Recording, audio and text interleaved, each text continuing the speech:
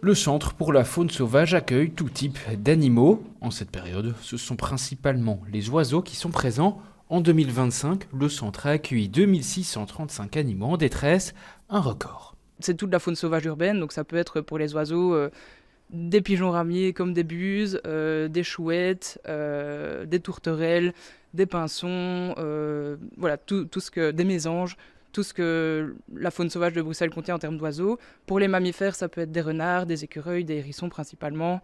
Voilà, de plus rares exceptions d'autres mammifères, mais c'est les mammifères principaux qu'on accueille. Et ce chiffre record s'explique par l'explosion du nombre de pigeons ramiers dans le centre. Il a doublé en 2025. Donc d'habitude, on est plutôt dans les 400 pigeons ramiers accueillis par an. Cette année, on était à plus de 800. Alors cette explosion du nombre de pigeons ramiers, elle s'explique de plusieurs façons.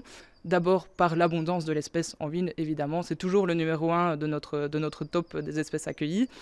Mais l'année dernière, il y a eu de fortes chaleurs, des épisodes de canicule qui ont fragilisé la population. Et le troisième facteur, c'est aussi une recrudescence d'une épidémie de variole aviaire qui est justement due à ces fortes chaleurs qui provoquent la prolifération des moustiques qui sont vecteurs de la maladie.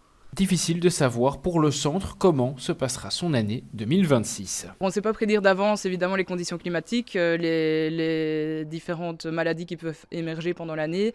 Donc on s'attend à une année au moins similaire, voire plus grande, parce qu'en fait on voit que chaque année le nombre d'espèces sauvages augmente au centre de soins. Donc on s'attend à une augmentation similaire.